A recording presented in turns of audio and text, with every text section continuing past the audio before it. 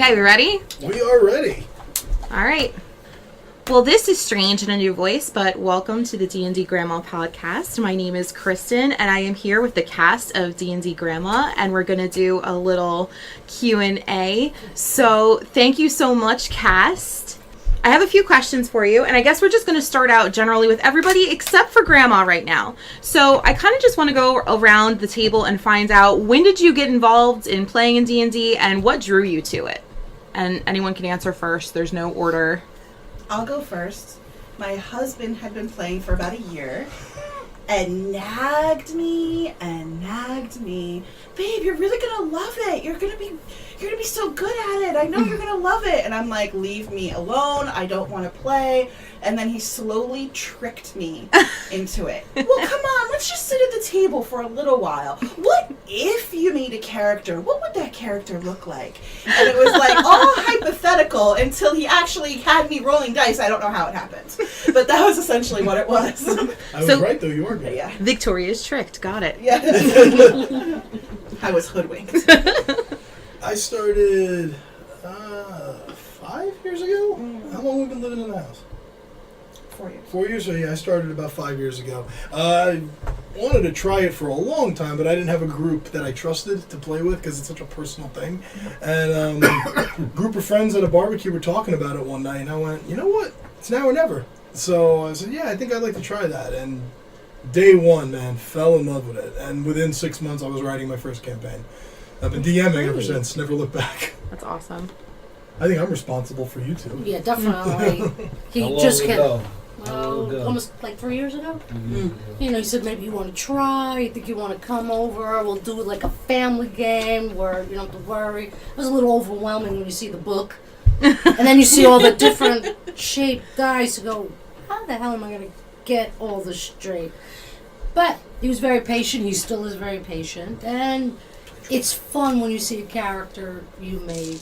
It starts growing, Awesome. and you can have fun with it, and especially when you want to kill something. It's pretty cool when you go further up the levels. You get a lot more damage each time.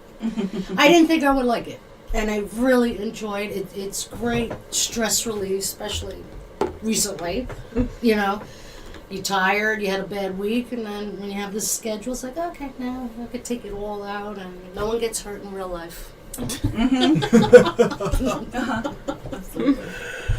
think we got you too, Laura, right? Yeah. So I guess I've been doing it about 2 years now, right? I feel more. I think so. I joined after the family game started. But we'd only played one session. So you started at basically at the same time. I would say maybe like 2.5. Like it wasn't much later that you joined the family game. Yeah. Yeah, so I heard you talking about it, and you were talking about your spells or something like that, and I was like, wait, what is that? And then I started asking questions because it sounded cool. And then Victoria was like, let's bring her along really carefully. So she took on the trickery started by then. Yeah, she kind of did. And then I remember I sat down with Vinny one-on-one, and I was like, and he pulled out the book, and I had the same reaction as Denise. I was like, I'm not reading that. I was like, if you think I'm going to sit down and read that book cover to cover, you are out of your mind. And he's like, no. He's like, this is for me. So he sat with the book, and he just started asking me questions. What sounds cool? What looks good? Blah, blah, blah. And I started answering, and we built a character. And I was like, she sounds pretty neat. I was like, all right. So then, we sat down and started playing. So everybody was hoodwinked, basically. Yep. Is what I'm getting. He was like, I want family to play with me. The master hoodwinker. You're welcome. Okay, D&D Grandma, I am so excited. One more. Oh, one more. Anthony, I'm sorry. Oh, that's okay. That's okay. When Denise mentioned that Vincent wanted to start some role-playing game, I was kind of interested, like fantasy and stuff like that. And then when I heard that my mom was going to be involved, I was already hooked. I spent that evening looking at the monsters that he might be throwing at us. And I was like already trying to think of a character that was going to deal with these monsters and all that. Oh, you did it in reverse? Yeah. Oh, interesting. I Yeah. like So I that. was already hooked in it, but when he said she was involved, I was like, I'm all in.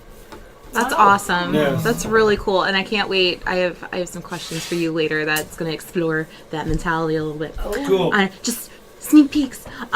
So I can't believe it. Sitting to my right is the D&D grandma. She is absolutely famous, worldwide, world acclaim. So I have a question for you. So just gotta go. So I just need you to take us into your mindset for a minute. Your children are all talking about D&D. So how did it start that you got involved and you wanted to come and do a family game? How did that start for you? Okay. I'm going to tell you the truth. When I heard about D&D, I poo-pooed it. What are you? That's not for me. At the beginning, Vincent didn't say anything for me to play. It was just them. And then all of a sudden he said, I think he spoke to Denise and said, what do you think? She said, I don't know, try it. So then he invited me, and I said to myself, I'm going to do it as a lark. I don't think it's going to be my thing. So now we come and I do it, and I said to myself, this is kind of fun. I wasn't into it 100%. Right. I said to myself, this is kind of fun. And in the back of my mind, I said, I could be with them once a month. And it would be so nice, Until then, then the game hooks you in. Whatever you felt during the week, whatever, if you felt down or if you felt like you weren't doing your best, which is, everybody goes through that. All of a sudden you do this game, and how about that?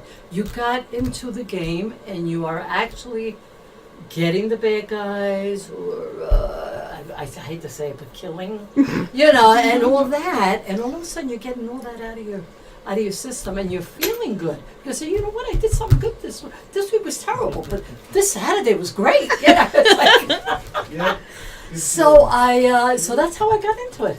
That's I'm amazing. amazed sometimes that I'm into it, and I'm amazed that all of them want or enjoy my company. That is the most amazing thing for me. Oh my God, of course. And just for the That's podcast lovely. family, she is as beautiful and endearing as she sounds. It's just amazing. Not right now. Now she's making a face. Now she's making faces. I take it back. So, I guess this goes out to all the kids. I am a child, of course, myself. I have a mother, and I know those of us that are listening, sometimes we don't even have the patience to show our parents how to work a TV remote. This game is complex. So what made you think to teach your mother the game, and was she a good student? I think that was actually Victoria's idea to bring Mom into it on the first session. I think we were talking about like the effect it's had on us and the positive effects it's had on our psyche and our emotions and all that. And I think it was Victoria who said, I think this would be good for your mom. And I believe I was skeptical at first. I went, you think Mom can handle this? Because I know how complicated it is. And it's one of the best decisions we ever made was to bring Mom to the table, because I could see the effect it has on her.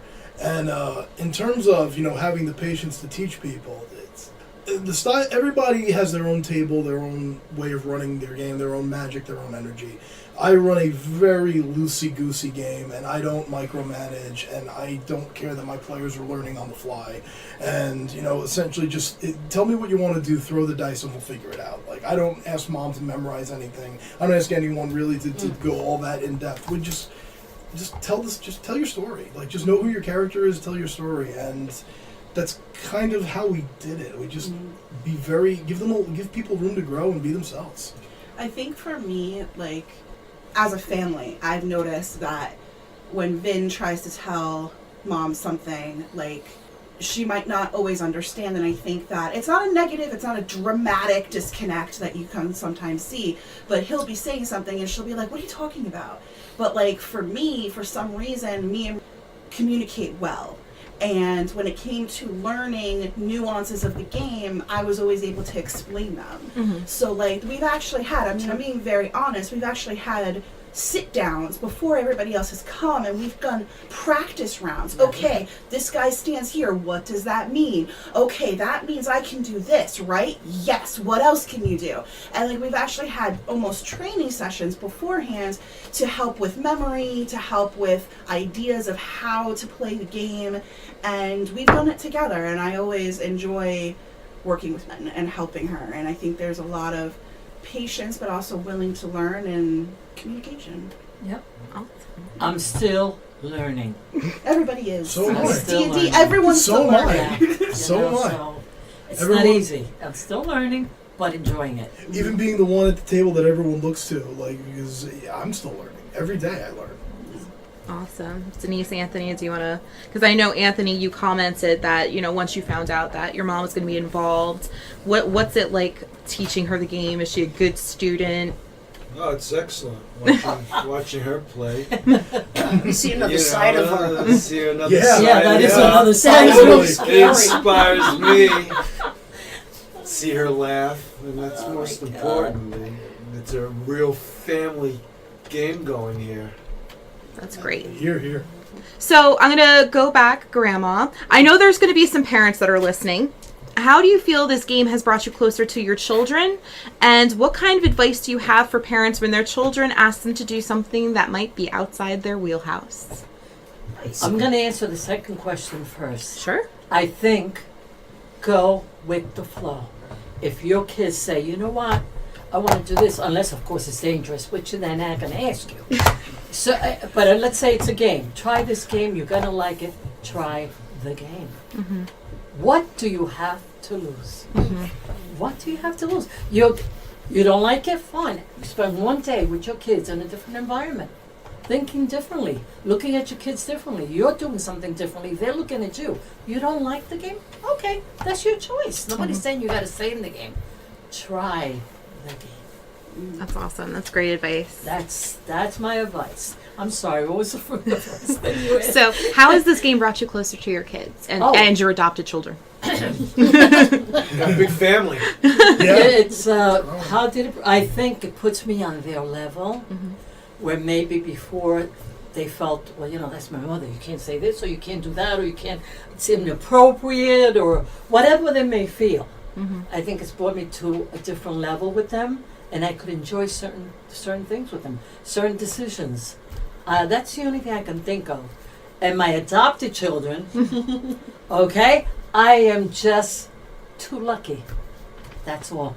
That's all I can say. That I have been very, very lucky to have that kind of son-in-law, that kind of daughter-in-law, and this kind of daughter-in-law.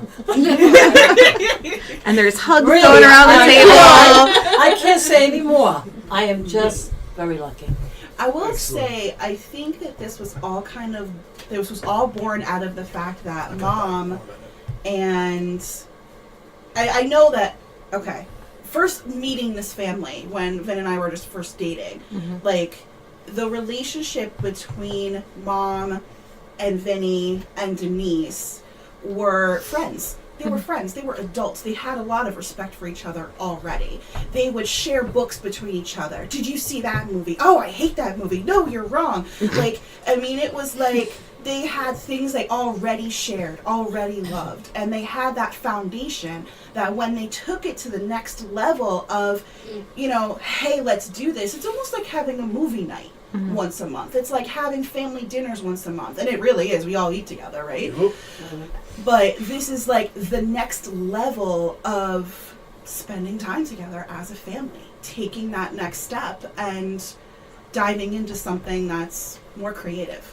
Someone might say, well, I spend time with my family. We have dinner once a week or whatever. Okay, great. Oh, well, I spend time with my family. We go to church together once a week. Okay, great. But this is a different thing. This is an entirely different mindset. When you think about a game day and you're enjoying that much your family on a game day, Right. it's just been, it's a trip. It's true. You add more lives to your life, man. That's it. That's it. But the feeling that I have when I'm just lucky. I'm lucky, that's all. So are we. Yeah, Yeah. so are we. So are we. Really lucky. So conversely, I asked for the parents' perspective. Now I'm going to ask for the kids' perspective Oh, boy. because I know that there's, children listening, and something that Vin expressed before, he really didn't have a group before. So I'm sure that there are children listening that want to get their family involved. What kind of advice do you have about maybe approaching the subject or making it happen for the kids around the table? In general, I find a good way to get the conversation going because there's still such, for people who aren't part of the gaming world, there's such a negative, stigma around tabletop gaming that is being broken, but there's still people who think a certain way about it. So if you're dealing with that or you're afraid that people are going to have that kind of stigma, I start with backdooring it, trying to find other connections. Do they watch Game of Thrones? Do they watch Lord of the Rings? Do they like the Conan movies? Stuff like that. And then start, well, have you ever, is this somebody who likes performance art?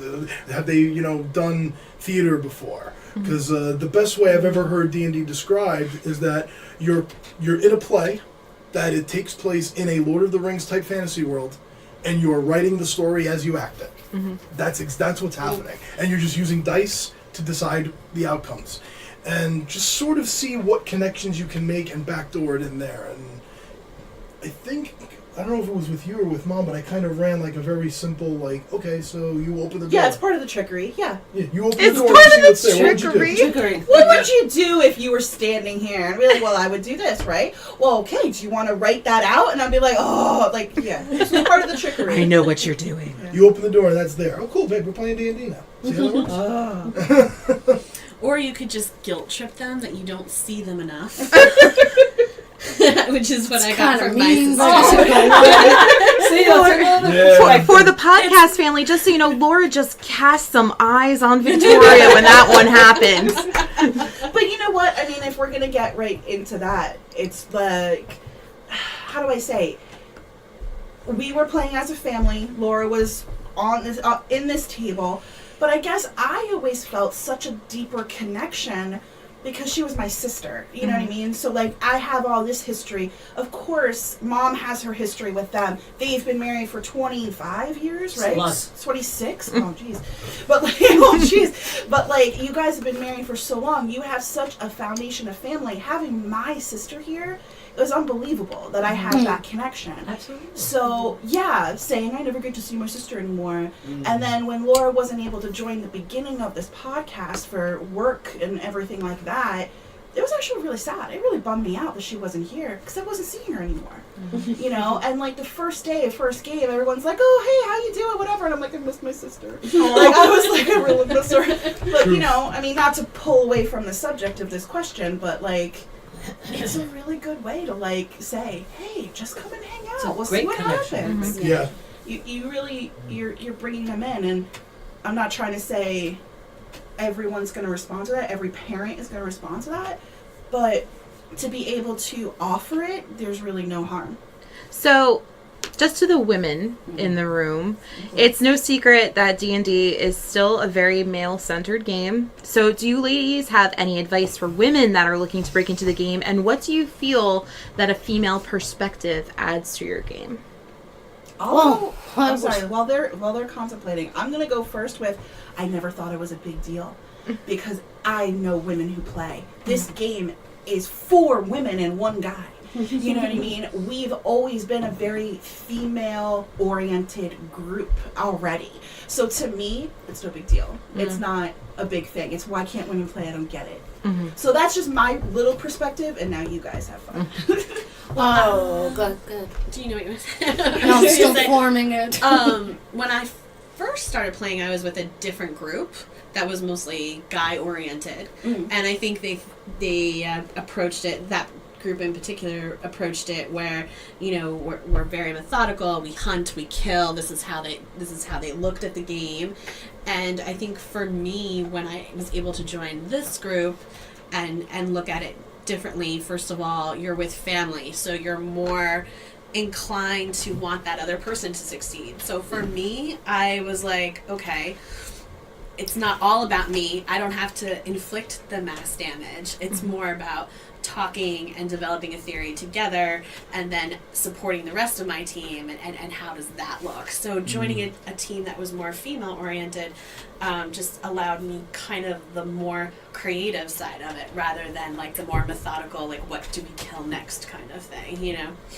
And that was kind of eye-opening for me, because one of the first things that I ever did was I had all these spells, and I was like, okay, well, you know, this spell doesn't do that much, this spell doesn't do that much. But then all of a sudden I went, oh, wait, at that time Anthony was playing this incredibly amazing fighter character, but he had to be right on top of someone. T-Rex. So, yeah, T-Rex. So then at some point I went, oh my god, wait. And what's funny about that moment is that Victoria and I had the exact same thought at the exact same time and said it simultaneously together.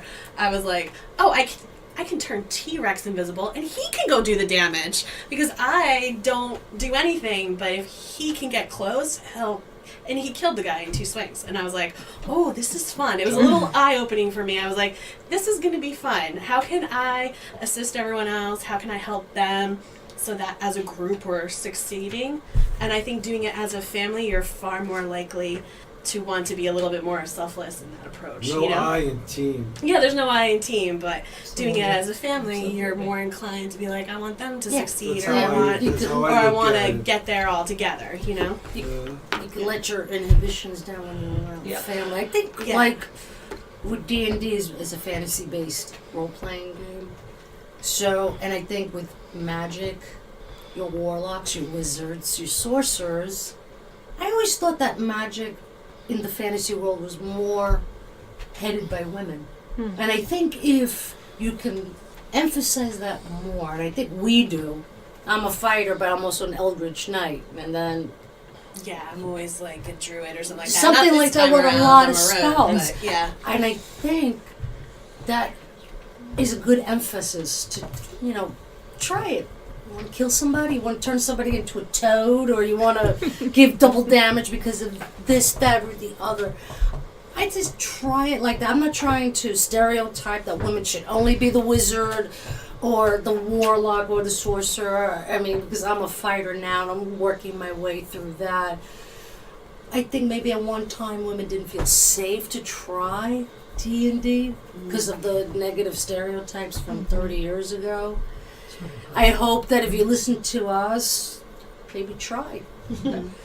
I agree with that, because my first character was a wizard, and that's where I almost felt like I had to start. I'm like, okay, I'm going to be a caster, I'm going to have the spells, I'm going to stand in the back and cast things from a distance, and then, you know, I'd see Anthony's character go up and just smash. hammer someone Yeah, with a great exactly. axe and just be like, oh, I want a great I want axe. to do that. You know yeah, what? yeah. Women should have weapons. And now, Yeah, exactly. and then as like my other characters that I I was choose, changing into animals and stuff. yeah, Yeah. exactly. You know, Yeah. I think my entry was exactly like what I thought was kind of the more stereotypical And what's woman. interesting, like role. going off of what Laura just said, is like I play a paladin in a different game, and I automatically said, but a paladin is a man. You know, in my head, a paladin in full plate, that's a man, right? Like, I Yeah. wanted to be a, You what's it almost made called? that character a man. I almost made it a man. I was like, oh, I'm going to play a man. And then I just thought to myself, you know what? No, I'm going to play a woman. And I kind of created her backstory as she's hiding as a man. But I felt as though a big burly man with a sword. That's what I envisioned. I want to play a big burly man and a sword. And I wound up being like, no, she can be a woman. She can do it. You know, and it took a little bit for me to actually overcome it, because I wanted to do it justice. Yeah, it took me a while to be like, yeah, I'm taking a sword this time. Yeah. I'm gonna be ruthless with it. I'm going 'cause to get up and it melee. wasn't Right? like, It's not yeah. easy. Right, because even my first character was a ranger with a bow and arrow. Yeah, and stay I back, loved stay her. back. So And you're I still did thinking, yeah, I'm gonna be in the back, in I'm the gonna hit from a background, and I'm going to be distance. part Yeah. of nature, very mother nature-like. And I swing around. Now I'm a fighter who has a bad attitude, and it was kind of hard to bring her out, believe it or not. Yeah.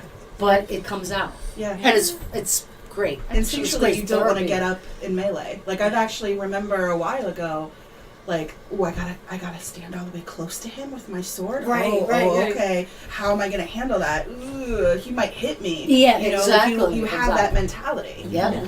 It takes you You a bring little that while. to the game because because of stereotypes. I hate to sound like it. I don't want to get on my soapbox, but it's true. Oh, there's All going to these be a things chance later. You know what I'm saying?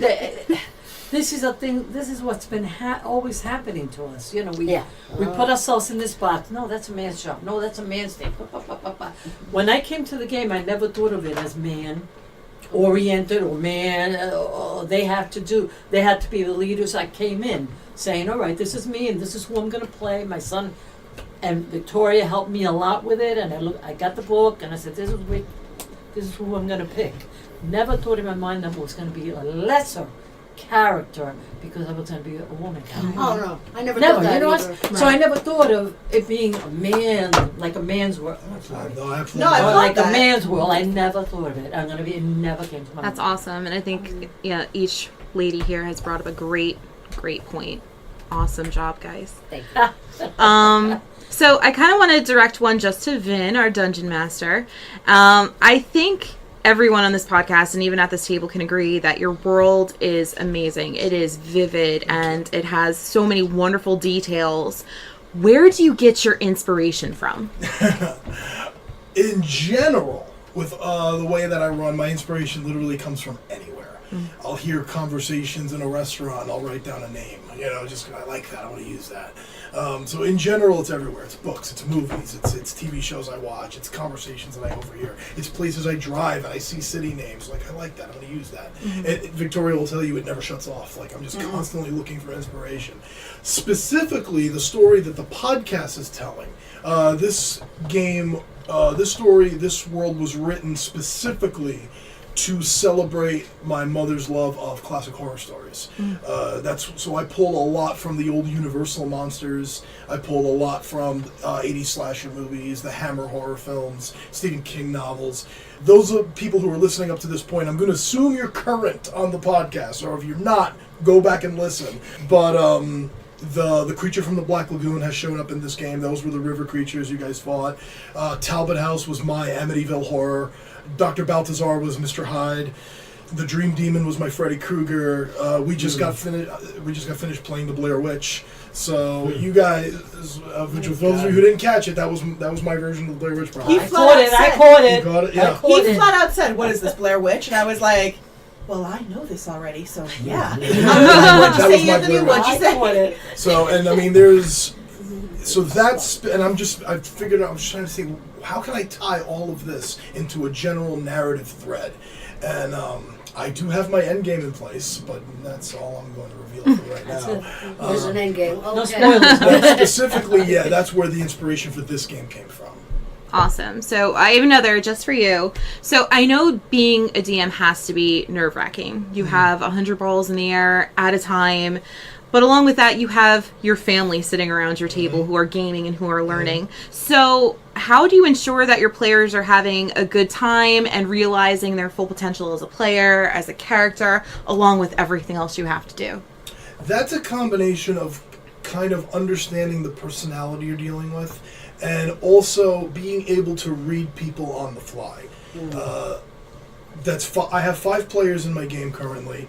Might be going up by 1, but I currently have 5 people at my table. That's 5 different personalities. That's 5 different ideas of what D&D should be. 5 different ways of enjoyment, and you have to kind of adjust on the fly at times and cater different elements to different people so everyone gets fulfilled.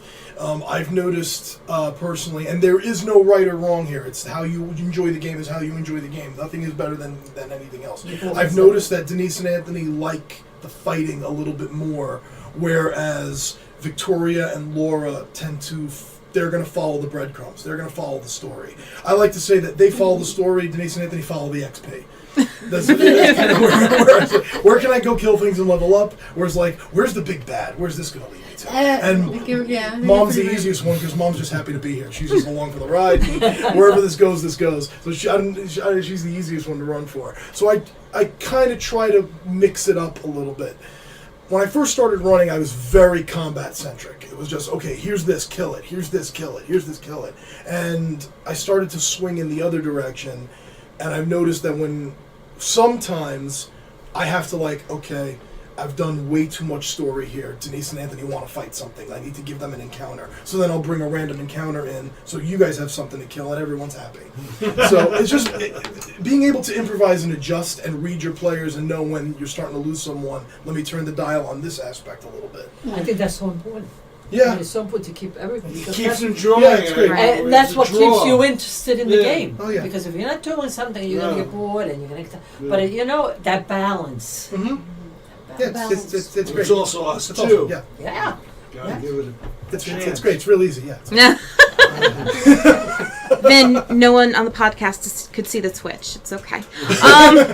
No way out. So- No way out. I'm going to shut Vin off for a minute, and I'm going to tell you put on earmuffs because I'm talking to the rest of the cast for this. And this is out of game.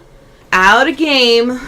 out of mind. I need you guys to spill the tea on your DM just a little bit of what frustrates you most about your DM. I have so much to say on this subject. About your DM, not your husband. Oh, dang it. Now you're married. I think like what you said before, sometimes the narrative gets just, I guess for me, a tattoo. I do like to go and stab Yeah, things yes. a little more often. A little more. Denise, that was terrifying. See what this game has done. Because literally, I'm podcast family, you can't see it, but she's like, I like to stab things often, and she's stabbing something invisible at the table as she's saying it. Yeah, if you read her mind. Squish, squish, squish, blood. What about you, Anthony? What frustrates you about your DM? Actually, nothing at all. I love what he does. He gets everyone involved. We're all beginners in certain aspects, and he just keeps us going. I feel that's the most important thing. That was a nice Yeah. political answer, Anthony. Yeah. He's like, I'm still playing this dude's game. I don't know. That's right. I'm not ready for a beholder, so. It's fun to roll. Yeah. Yeah, exactly. Just because of him, that's why I'm involved. So, Awesome. and the most important thing is we're at work doing our 9 to 5 or whatever, and it's good to get out from that, get into our imaginary world. That's how I feel. Very true. I want to get into my character, man. Awesome. Victoria, what frustrates you about your DM? Like DM, see, this is my problem. Is like, I have to say there are very, very few things about his DM style, but as the husband, I have to deal with the DM. It drives me nuts. No, Subject for a different podcast. it's subject to Can we have a later question that's like, what's it like to play with your husband? It might be coming. It might be no. For that, it's like, but for that, it's more of like, I like maps. I'm very visual, so I prefer more maps. And he likes to do theater of the mind. And there's times I get confused, and he loses patience for me. Because I'm his wife, he expects more out of me to pay attention. And I'm like, dude, I'm reading a spell, or I'm doing this, or I'm doing that. And it's like, I can't be locked in at every second, because I have rampant ADD. So there's a lot of times where I'm like, okay, well, where am I standing? And he loses patience, and I'm like, dude, like, so like, there's a little bit of husband issue in there, but there's also the fact that I like maps, man. Hey, that's very valid. Laura, what frustrates you about your DM?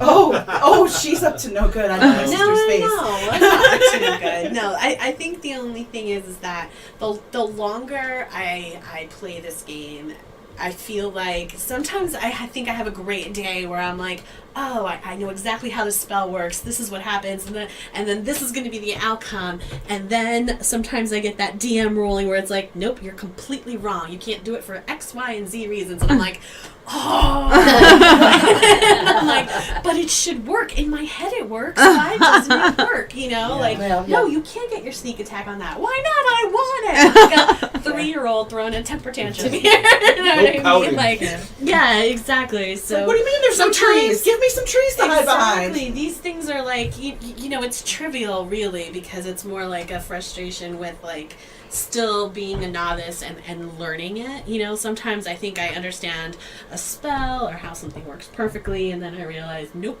totally read that wrong. So it's just, you know, still things to overcome, still things to learn, but I mean, overwhelmingly, you know, it's a great experience and you know, those frustrations are few, so. Truthfully, D&D grandma. truthfully, nothing. If I'm going to nitpick, I would say he thinks I know more than I do. And he's so, you know, so I think he's surprised. He gets surprised when I say, well, you know, we signal each other. No, you do this. Maybe because he expects more from me. I don't know his thinking, but he thinks I know more than I do of the game. Okay. Do you? Yeah. Vin, this No. was not bad feedback. You're allowed to come back. You're into allowed the to room. come back into the room. Anthony, this one is just for you. Oops. So your character of Tor, he is a complete tank. He walks in, he always gets the job done with a few smashes. He's larger than life, and he's really an amazing character. How did you go about creating this character? This is actually a two-parter too. I was into the Goliath, and I knew they were bald. I figured I'd just add something different. That's really cool. And if you can get into Tor's mind right now, because Tor is a superhero. He is bigger than life. Mm-hmm. Who would Tor's favorite superhero be? Ooh. Tours, not yours. Wow. Tor's That's a favorite cool question. superhero. Wow. That's a cool question, Anthony. That is a cool question. Well, there was a Marvel character, Samson, with red hair. He was strong. Hmm. You know, the longer the hair got, the stronger he got. If someone cut the hair, he'd be weak. Ooh. So I figured do something like that. I wasn't going to go with the green guy. Yeah. Or I wasn't going to go with the rocks. That stuff. So, but yeah, something different. I That's really wanted. cool. Yeah. I liked it. I like it a lot. Denise. Yeah. Your character is another one that's strong. She's empowered. She is no nonsense. She holds a great sword while you're at a door. Who is your inspiration while you're playing? Wow. That's a really good question. I thought you were going to ask me what inspired, and I had the whole answer right there from a book that I read, blah, blah, blah. Well, that could be your inspiration too. Who's that character? It's usually, that's what I'm thinking of the book I read. Last year, it was called, I believe, Trail of Lightning. It was written by a Native American. It's kind of dystopian in nature where global warming hit and the world flooded, but the Navajo Nation survives. But the problem with that was they survived, but their old legends of demons and goblins come to life, and this character in the book is basically like a hunter of them, and that's where I derived Sasham from. Really a good book, Trail of Lightning. Find it on Amazon. It's really, really good. It's going to be a trilogy. Ooh. Most of the time, I think of her. Awesome. And Yeah. another question, because she is strong, she is empowered, she is no nonsense. Absolutely. So I want you to take Sasham to 2019. What kind of job do you think she would have? If she was in 2019, senator. I was gonna Ooh. say the same thing. I was gonna say Nice. the same thing, that she would be lobbying for reversing global warming. Or something. Nice. She would be fighting I was going to for. say bouncer. I thought the same A thing. side job. Hey, see, that's a man's thinking. See? Yeah, Bouncer. absolutely. All physical. But senator for the Green Party. Ooh. Oh. Okay. Very Very interesting. nice. Okay. Victoria. Oh. Ember is a very smart character. She asks a lot of really great questions. Ember has the opportunity to ask someone in 2019 a question. Who is it, and what is the question? Wow. Okay, so I cheated and read your questions before doing this. Yeah. And I've been thinking about this for the last day, and I don't know. I really don't know. So I think at this moment, I'm gonna say I will ask anybody, do you want to play D&D? Because I think that this game, not to sound super, super corny, I'm not trying to do that, but this game really does give you so many tools. One, you got to read this book, right? You got to do a lot of math. I mean, that's just two things right there. It keeps your mind active. It keeps your imagination active. It keeps so much going on. So, like, other than getting super political and saying I would go to, you know, what's his name and say, how What's his dare name, you? where he is? You know, and like, you know, like, other than going that route, I would say I would ask anybody, hey, like, are you ready to do something more fun with your life and, you know, be open-minded and stop being so close-minded. Nice. That's essentially where I would go with it. I've decided. Great point. Laura. Ooh. Right? Umbra Close. Yeah. is unique. She seems to be the most lighthearted character among the group. She goes from shoveling food in her face at the doctor's house and having a tendency to put herself into some sticky situations. Tell us more about Umbra and why you decided to take your character in that direction. I wanted to play somebody who was underestimated, as crazy as that sounds. I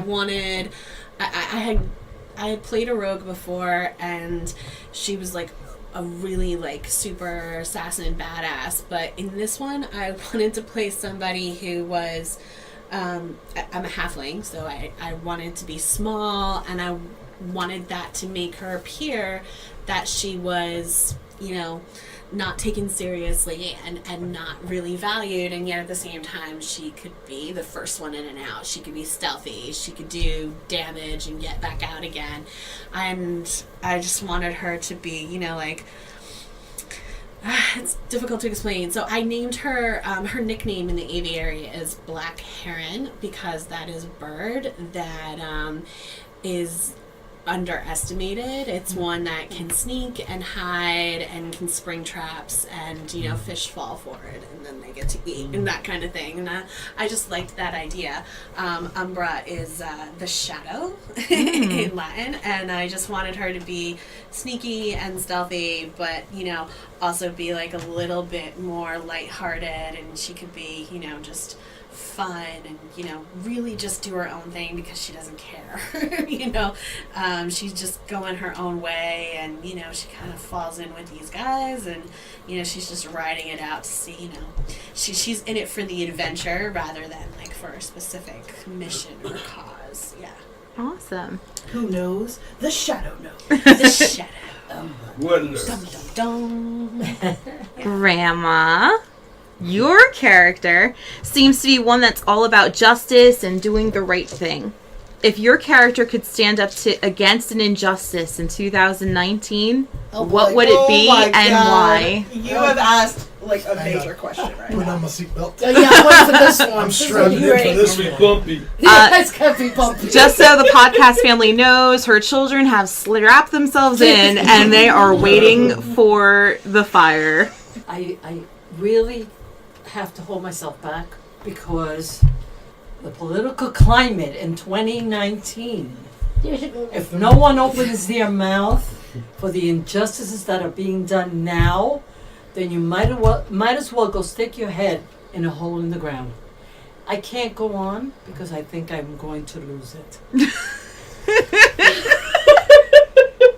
Well said. Very well said. Mama's gonna knock you out. Oh my gosh, she's shaking with She got it. vicious I right can't. there, I man. can't. The table That just... was restrained. You might want to check your table. It might have a 10. No, I can't. That was restrained. That was research. Wow, that really They was. thought I was going But- to. No, I would have. It was because I go short, off, but it I'm was like, very powerful. It was short but powerful. Thank you. So, Vin, going to you now. So, I want you to give some DM advice for fledgling DMs out there. Do you have to be a seasoned player to be a DM? Is studying enough to be an effective DM? Like, what kind of advice do you give to somebody that's like, man, I think I want to run, but I'm not sure Do you have to be a seasoned player? No, you don't. It helps. I won't deny that. It does help if you have some playing experience under your belt. But it's not necessary. For DMs who want to do it, do it. Just do it. Start writing the game. The only way you're going to get better is by doing it. Anyone who says, oh, I really can't, yes, you can. You get in there and do it. There is no... One of the things I love about D&D is it says right there in the rule book is that the rules are suggestions. It's... So you don't know all the rules? I don't know all the rules. I wish I could keep a tally of the things I get wrong throughout the course of the session. But if your story is there, your players aren't going to notice. Just... If you have a group that you trust and is willing to go down that road with you and come along on the journey, just do it. Start writing... Look up monsters you want and build stories around them. It sounds like a cop-out answer, but the only thing I can think is just start doing it. If you want to run. Just start doing it. That's an awesome answer. So this is to everybody. Every single person at this table. Mm-hmm. All right. I want you to get into your imagination for just a minute. And into our character or just our imagination? As yourself. As yourself, but thinking about your character. Okay. As yourself, but thinking about your character or your masterness. Your masterdom. Your masterness. Don't make him more pompous than he already is. It's a word, I swear. I challenge. It's not Scrabble. I want you to imagine that I have just gifted all of you with the ability to come out with one item of merch. So one item of merchandise. Okay? For your character, that represents your character. I want you to tell me what that item of merchandise is and what does it say. A coffee mug that says "Don't rules lawyer me." That's absolutely what my merch would be. 100%. I want a lighter with little angel wings on one side. Ooh. And on the other side, I want it to say, "I want to flame on." La la la la. That's great. That's good. Like a Zippo lighter with angel wings on one side, and I would like to flame on. Lord. One of my favorite quotes of yours. Okay. Denise has something. I think I got it. If I could, is to have a picture frame with a drawing of the family that I no longer have, so that I could always carry it with me. Very cool. So that would be the merch that you'd make. Yes, nice. The picture frame, and if I had the picture to put it in, because I am the last of my kind. Okay. Aww. Wow, That is that's really deep. good. Yeah. I'll have a tree trunk engraved with the names of my teammates. Aw, That's that's nice. sweet. That's very sweet. Might be expensive to produce. Would you be happy with red wigs? Red wigs. Get your tall wigs! Laura, Grandma. I'm thinking at the end of, and there will be blood. Yeah. Oh boy. Oh boy, she's How are going you to thinking about You want to straw for the Next one, milkshake? I'm sorry. Milkshake, Maria. Milkshake. Yeah. I'm saying you are milkshakes? I like chocolate. I think it just hit me because of what I'm going to say sounds like it, and there something that I can put on, Mm-hmm. Okay. and it's on the back of it. It will be, and there will be justice. Ooh. That's good. Nice. That's Terrifying good. at times. Are you going to see an FBI van on your phone when you If I continue to talk, I think I will. Everyone get that? Wow. FBI van. What? What do you think, Laura? What would Umbra put out? I think it would be a black sweatshirt with a hood. Where on the back would be like bird wings, like these delicately drawn like black bird wings, and underneath it would just, I don't know exactly the quote, but it'd be something like, something about the smallest can be the mightiest or something like along those lines. Yeah. Wow, nice. I like that. That's Yeah. nice. I Wow, was gonna say the guys. shadow knows. The shadow. What lives in darkness? All right, taking it on a much lighter note. Yeah. Because, man, I've been throwing some doozies at you. Just like seeing your face is like, ugh. So there's a song out in the universe that states that all of you are sitting around a table eating Funyuns and drinking Mountain Dew. It exists. It's D&D. That's the one. But I want to know, what are some of your favorite snacks for D&D? Coffee. Beverage. Coffee. That's not a snack, Vin. Oh, well. I mean, as of even You today, don't know how we're much I love very coffee. big on Tostitos and salsa, Big time. Yeah. Tostitos. That went, right? but it's hard with the podcast because we can't munch as much as we You know used what? to. We used to snack used on to. fruit. Yeah, Yeah. we had a lot of fruit snacks salads, on yeah. fruit. I would do dips. That's I quieter. made hummus Yeah. before. Yeah. Lots of snacky The stuff. bagels and donuts and Oh, cream yeah. Bagels, cheese. yeah. Always bagels and donuts in the morning. Yeah. You guys, when you cooked your eggs or that frittata? the French toast. Oh, the French Oh, toast, the French God. toast bread pudding. Yeah. Yeah. Normally for dinner, I mean, the last year or two that we've been playing, I've cooked dinner. But with the podcast, it's just so difficult because I can't really be away from the table. I miss so much, so we've been ordering. But prior to that, like, we would do all sorts of different things. Yeah, a traditional snack food like chips. I don't think anything beats Tostitos. We Yeah. always have Tostitos, Or any kind of potato chip. and I think they should give us We had royalties it. now for We had a long promoting. run. We had a long run of Doritos. Yes. We did a lot of Doritos too. Yeah. Especially in our other game, every time we sat down, we had to have Doritos. It was like a thing. So, I mean, I guess we're a little stereotypical in that. Ain't nothing wrong with Funyuns and Mountain Dew, man. Ain't nothing wrong with that. I'll eat some Funyuns. So this question is open up to anybody.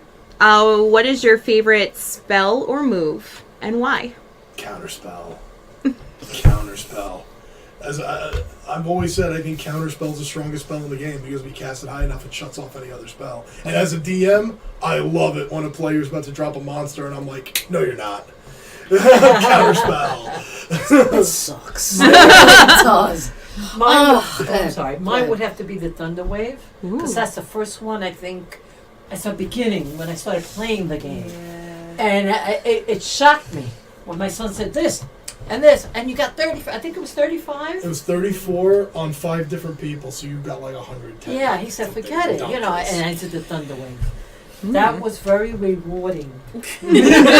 I think that's probably why my favorite spell is Fireball, because it was the first one Yeah. that I ever cast that I just decimated with, and I went, oh my god, this is fun. Yeah, exactly. Right? Yeah. Just Yeah, so destruction alone. yeah, I gotta go with Fireball on that one. I like either my character that was the ranger or the one I have now, where you get to the certain level where you can do the 2 actions. Oh, You know, like the 2 arrows, or soon, I hope, with the sword, I can go swing twice. I always like that, and I'm still learning the spells, but I kind of dig in the chromatic orb. When it works really cool. That's a good one. Yeah, I like it. It's versatile.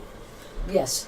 My first character, T-Rex, I had gotten a special sword, and along with my great master, Great weapon master. I was. Oh, yeah, you I have was, fun with that. Trophy crazy. Yeah, I was Son of rolling a 19s and 20s, and it was just like even my damage was. Actually, my was damage wrong, was Oh yeah, that was wiping fun. out. In the 50s sometimes. Yeah. You're like, what?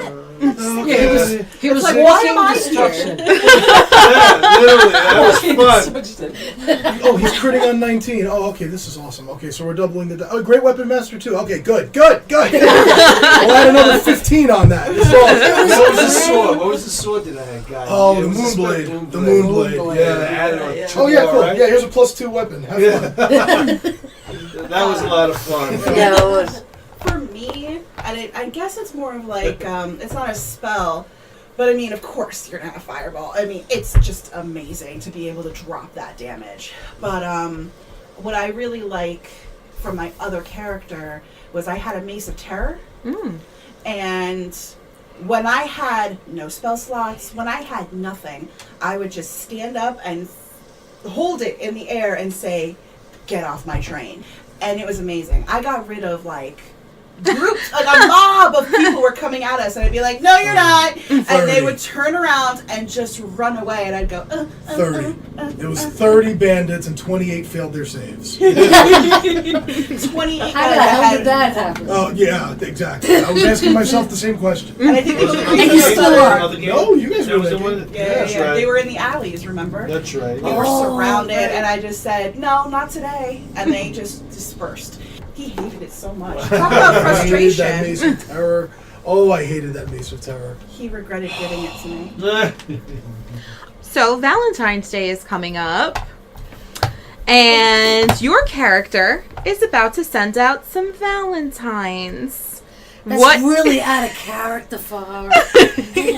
But we'll go on. For a character who would like to eat children. I never said that. Children. I never. No, that's only. I'm only kidding.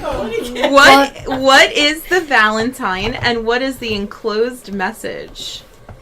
This, I'm gonna go first because mine's yeah, go ahead. depressing. I have to think about that. Mine is depressing.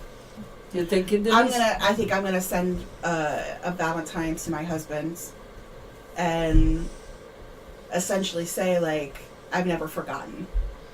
I've never forgotten you," and I'm gonna send it. So is it a little card? Is it like Just a card. a toe? What is it? A toe? Well, you never know. No, I need all my toes. No, I need all my toes. It's just a little card, Nice. I never forgot you. Aw. and I don't know Why, if it's did gonna you get to forget him. No, I haven't forgotten okay. him. Are you? Okay, I What's think your Valentine, love? I am so excited to hear this one. Characters.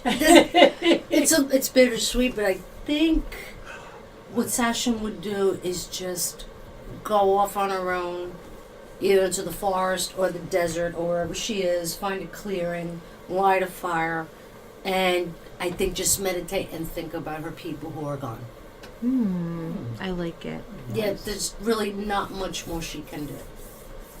I don't think she would want to do anything more than that. Very nice.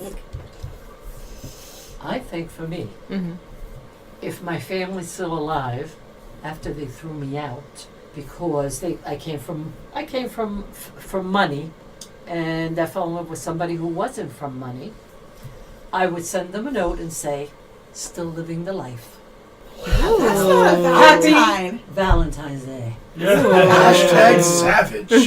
Damn! That's not a Valentine. Mic drop. Why isn't it a Valentine's? It's supposed to convey your love to another person. Not It's not supposed to be necessarily. like, Yeah, like that's my love. That's Oh, just so you know, Victoria just put up a savage middle finger saying it's not supposed to do that, and Grandma said, "That's my love." well, it is. I love this cast so much, and I hope you are loving them as much as I am. I don't have a character, but I think the Lord Baron would send the entire group a Valentine and say, "Thinking of you." Yeah, I'm sure. And I would Of our burn necks. every one of them. Thinking of our necks. Tor or Umbra, what would your Valentine's be, and what would they say? I think mine would just be, because I kind of gave her this lonely backstory where, you know, she doesn't really have people to miss or anything like that. Mhm. So I think that, I think she's probably only really attached to, you know, I would say Wendell, you know? Like, I think that, like, just because they're both in the group together, they're both aviaries, and she just kind of was like, "Oh, you're the one who's been sending me all the notes and sending me out," and, like, just to have an attachment to him, I think she would send him just, like, more of, like, a little, not like a love note, but like a thank you Valentine. like And, thinking with, of like you. Yeah, Like a Palantine? Yeah, like a Palantine. That is cute. Like, you're my bud, man. Yeah. Okay, I like it. I do too. Yeah. Tor, please say lock of hair. Please say lock of hair. No, he's gonna lose his powers. Oh, that's right. I have no attachments. I'm with the group I'm with, and I'm hanging with Such. Ooh. So, for now, Pile of rocks to Sashim. yeah, it's probably Pile of rocks. Yeah. Aww. All of a sudden, there's a pile of rocks on the floor. You're like, Yeah, what the hell is this? Clean this up. Twist my ankle. I won't poo-poo. Okay. So this is a little bit of a hard question because we all get so emotionally. Whoa, people are like, oh. We all get so emotionally invested in our characters. If your main character, the character you're playing right now, was to die, Oh, boy. Many times, right? do you come to game with a backup? And DM, do you have backup plans in place? Yeah, fucking kill them all. Well, I have never had a character. I'm teasing. I've never had a character die. Honestly, like I've gotten close to almost dying. I've been up and down with hit points. I've been all over the place, but I've never had a character die. And I think I would have a really, really hard time with it. Like right now, this little goblin killed me. Really, you know what I mean? Like my story's not done. You know, you want that hero's ending.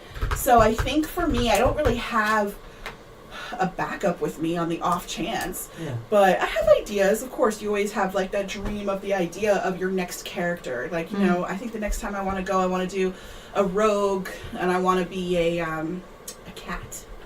I'm excited for that. Pirate. That's my next character. so anybody else? You come to game with already having just in case your break glass in case of emergency character. Well, we had another game prior to this one, so that character's basically fully formed. But it wouldn't work well because the character's a sorcerer, so we need something. I would be very sad, and I think I would wear black for a month if I lost Sashim. Maybe that's what I'll do during the weeks before our next meeting, is to start, just in case, get another character going. JIC. Just in case. Yeah, I don't think any of us think of us dying in the game, so it's a very good question. You know? I hope I do. Thanks, Grandma. Yeah. It's a very good question. I don't think we all think we're invincible, and we're going to continue. I have some ideas that I think would leave them all with their mouths open because I haven't shared it. It's just something that in my mind, imaginary, I've put down on paper at home. That would be amazing. But I do have a backup. Oh, you do. Good. Wow. I have a backup plan too. Nice. Oh. Nice. DM, are you hearing all this? So DM, There's you backups can kill in that place. one? Kill that one. But this is off the record. Yes, it's off the record. He doesn't know anything. As he's taking Sorry, the earmuffs. Earmuffs. Yeah. Umbra, do you have a backup? No, I don't. There you go. Cut and Did you dry. hear that? No. No, I actually don't. I think I get really invested in my characters and bring them along, and for me to distract from that by like what would happen if they died, it's not something you know what I mean? Like I just like to focus on them and developing them, and if one of them died, I would give them their proper mourning period before I would start to develop the next one, I think.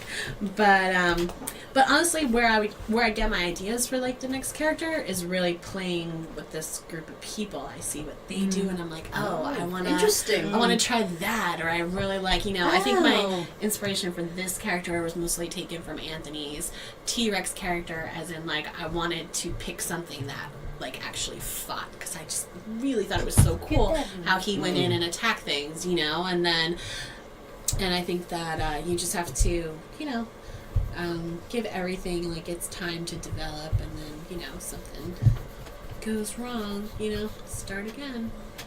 Awesome. So this is for everyone. How do you feel the game has changed you as people, and do your characters help you through real life? Oh, wow. Definitely Sasham helps me. How so? I think whatever aggravates me in real life, work, mostly, the stress there, I could take it out in the game. Nice. I think so. She takes on what I can't do. Have you been changed because of the game? Overall, you mean like the other characters I've played, or just... Just D&D in general. I think that it has helped me have an outlet. Nice. For my... for stress, pissy, and it's all out there, and basically no one gets hurt except in the game. I think so. I think it's made me. That's how it made me. What do you think, Anthony? Same question. Are you at all changed because of the game, and do your characters help you through your life? Actually, yeah. I think more what I want to do as far as working a situation, so especially something that I don't know at work or whatever. Use my imagination, work outside the box, not do the typical things a manager would do, but probably try to go outside the box. Of course, I can't kill anybody. Smash. Well, you rush, could. well, yeah, but that's HR and unemployment line. But I think it helps me. I'm a team player. I like to help. I notice with the brute characters I pick, I notice I do a lot more strategizing. Not what am I going to do and how am I going to help or include the team. It helps me with my imagination. It's a great answer. Yeah. Absolutely, yeah, absolutely. Victoria, what do you think? Same question.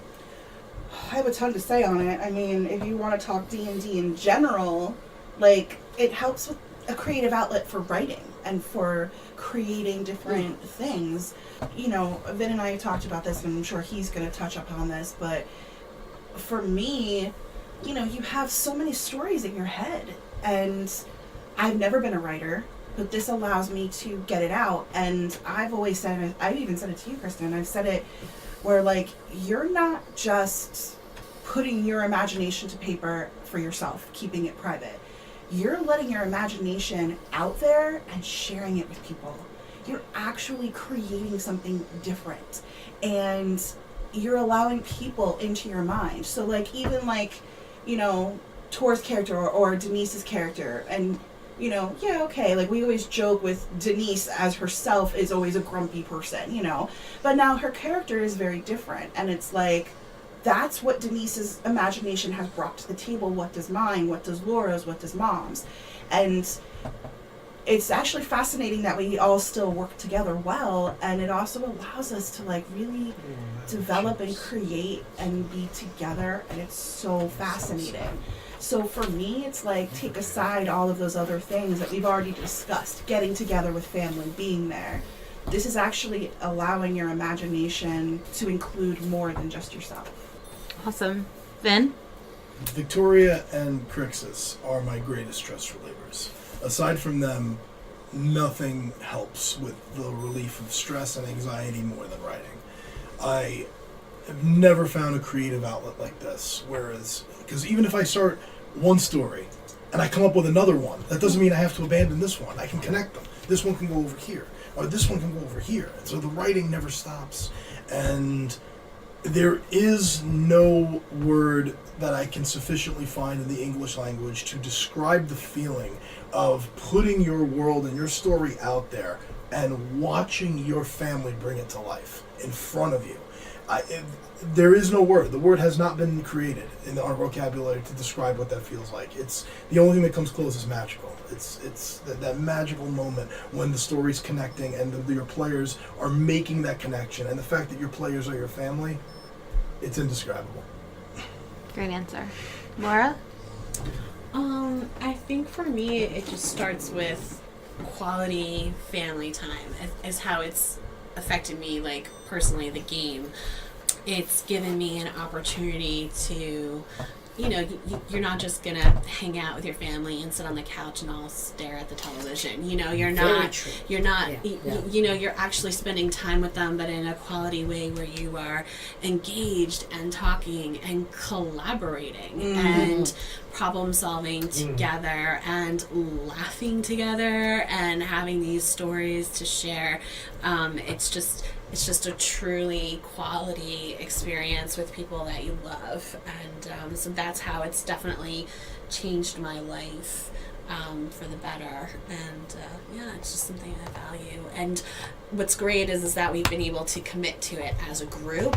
And so at the second it ends, you have time to look forward to the next session and then look forward to the next one after that. It's become like an ongoing, thing to constantly have and look forward to. Awesome. Grandma, best for last. I don't know about that. If I could incorporate a lot of the stuff that's already been said, I will. Denise, very valid things, Victoria, Anthony, we all did.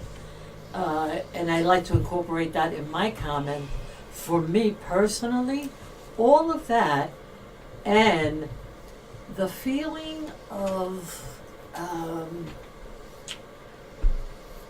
confidence, maybe, the assurance in my daily life that what I say or what I'm doing is correct. No matter what's around you, no matter what negativity is around you, saying that or this or the other, you know what you're doing, you know what you're saying, and you know that you're correct. Nice. And that's what I can say. Good answer. You've expressed that to me in the past, like how it's growing in confidence in your daily life. You make actions that you normally wouldn't be so easily to. Right. Like you wouldn't make your normal actions. It's easier. Yeah. That like you're much more confident. Absolutely.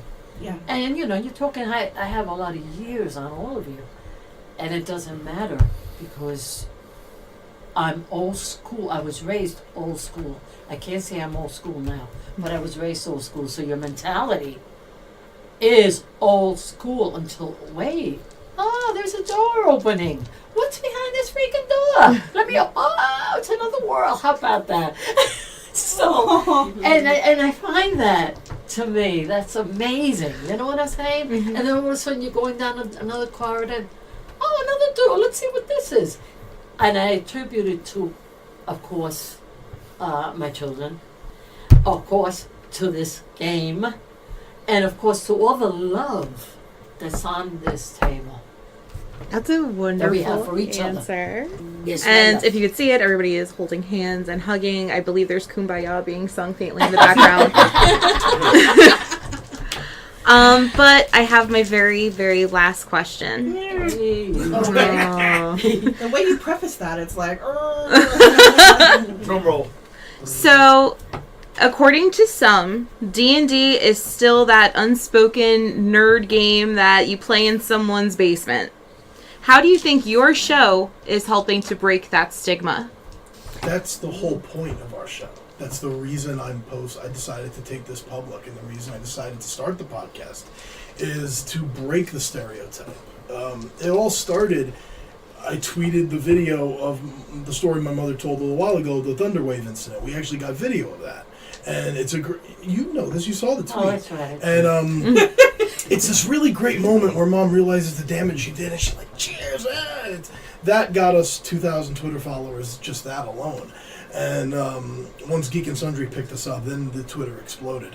But that was when I started realizing, I think, not just for the sake of that I'm proud of my family for doing this, I think this is something the world needs to see more of.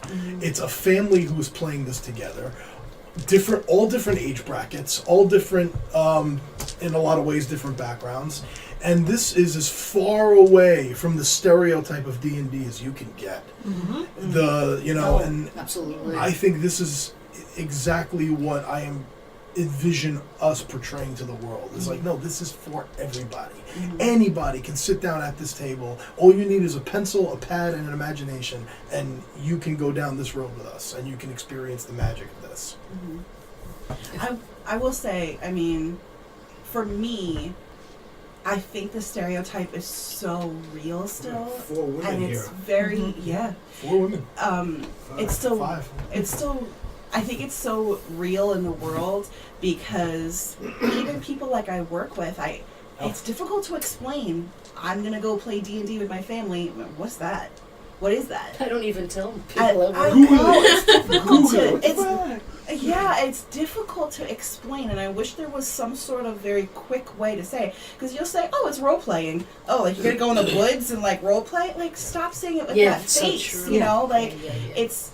You know, like you don't know what it is. You don't know what it is. You're assuming that it's this very negative, very nasty thing, and I really dislike that. And I try my best to, like, in my world around who I live with, is try to convince people that it isn't a negative thing. It's an amazing thing. It's actually really helpful in all the ways that we've described multiple times now, and like just trying to get people in it and just try to help people understand. And Vin's actually been an incredible advocate for that, getting our friends into it, getting co-workers, getting people who are anxious to play. How many games are we in right now? 8? 6? I'm personally DMing 3. Wow. 2 others outside of this, and I'm a player in 2 other campaigns. Yeah. So Monthly games. Like, because we have so many D&D. people. We have so many people that we are anxious to share our journey with. And I think that it's very down to earth, and we break the stereotype with, sorry everybody, we all have full-time jobs, we all bust our butt during the week, and we all live the life of D&D at the same time. It's possible. You It's can possible. do it. Oh, of Yes. course it is. You Yeah, know? absolutely. Like, Well, you know, all I could say is to anybody out there who's listening, I'm going to end with the same thing I said, try it, because it does change you. It does change you. If you want the change, you know, just try it. You have nothing to lose. mhm. Wow, that's amazing. And I think that's where we're actually going to end it. Try it, you'll may like. Just a message of positivity and trying it, and get yourself out there and do something that might be outside your wheelhouse and make it happen. I just want to thank you guys. Thank you so much for having me Thank you. sit at this table. Thank you. we love you. Just for all of the podcast listeners, yes, they are as beautiful and amazing as you think they are. Just the best group of people you could possibly think of. If you haven't done so already, please subscribe. This is a great campaign to listen to, especially if you're in your car like me and you're in traffic. This is something that will get you through. So I highly recommend. Please subscribe if you're just listening for the very first time. And you never know. Maybe I'll come back and see you all again. Yay! Thanks, guys. The Family That Games Together would like to take a moment to thank some of our sponsors. MasterOfTheGameProject.com, a blog dedicated to learning more about our favorite hobby, specifically the people who create the adventures that us gamers love to play. The Deck of Many, making quick reference cards for Dungeons & Dragons 5th edition, including weapons, NPCs, monsters, and spells, among others. Pre-order your animated spell cards today at deckofmany.com. Tabletop Loot, some of the best quality and best priced dice that we at the Family That Games Together have ever seen. Find them at tabletoploot.com. One can never have too many dice. And the Nerd Asylum, a group of amazing people playing a wonderful campaign called the Autumnford Chronicles. Check them out at thenerdasylum.com. To find out more about becoming a sponsor for the Family That Games Together, head over to our Patreon at the D&D Grandma on Patreon. A pledge of just $1 a month gets you access to Patreon exclusive content, including interviews with the players, narrated fanfiction, and other goodies. Thank you for listening, and keep on rolling.